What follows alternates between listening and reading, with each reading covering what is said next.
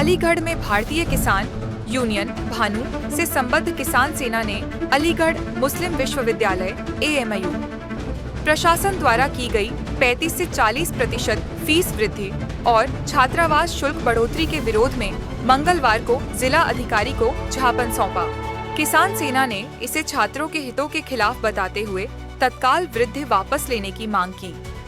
किसान सेना के राष्ट्रीय मंत्री आफरोज खान, प्रदेश अध्यक्ष अखिल अहमद और पूर्व छात्र नेता AMU सद्दाम हुसैन, अध्यक्ष जितेंद्र कुमार यादव के नेतृत्व में प्रतिनिधिमंडल ने DM संजीव रंजन को ज्ञापन देकर कहा कि फीस वृद्धि से गरीब और मध्यम वर्गीय परिवारों के छात्र प्रभावित होंगे।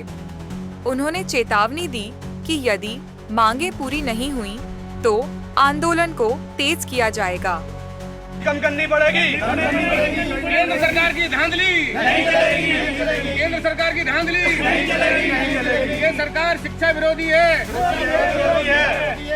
मजदूर विरोधी है, किसान विरोधी है।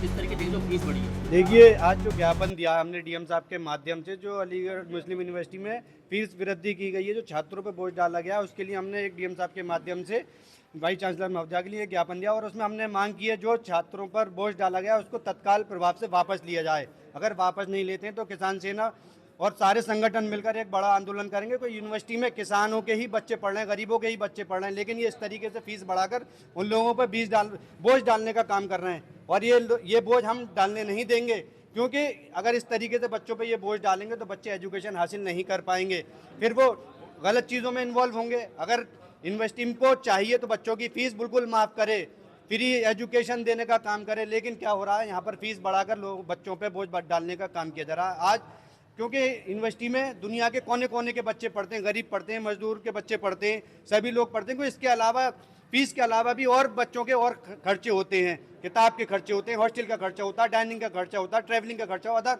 अदरवाइज बहुत खर्चे होते हैं। वो खर्चे भी पूरे नहीं हो पा रहे हैं और ये ऊपर से ही बोझ डाल दिया कि फीस वृद्धि इतनी बढ़ा दी गई कि बच्चे धरने पर बैठने पर मजबूर होंगे। और जब धरने पर बैठे तो प्रोक्टोरियल टीम ने जिला प्रशासन को बुलाकर, जिला पुलिस को बुलाकर उन पर लाठियां चार्ज करवाई, उन पर बर्बरता करवाई। ऐसा कतई बर्दाश्त नहीं हुआ। मैं AMU पूर्व कैबिनेट होने के नाते ये आप लोगों के, आपके चैनल के माध्यम से कहना चाहता हूं कि जिस तरीके से नमाज को रोकने का काम किया गया है, अभी 2 दिन बाद जुमा फिर आ रहा है, अगर जिसमें हिम्मत है वो नमाज को रोक के दिखाए, मुसल्ले में लात मार के दिखाए, हम बताएंगे नमाज कैसे होती है। तो आप वहाँ पर जाकर जुमे को नमाज पढ़ेंगे? हाँ, हम नमाज पढ़ेंगे वहाँ पर, क्योंकि जब भी वहाँ पर धरने प्रदर्शन हुए तो वहाँ पर ऐसा नहीं है कि नमाज पर्टिकुलर होती है। जब भी धरना प्रदर्शन होता है तो बाबे सैयद पर नमाज होती है, तो बाहर का प्रशासन आके नमाज क्यों रोकेगा? आप खुला चैलेंज दे रहे हैं? हाँ, खुला चैलेंज है।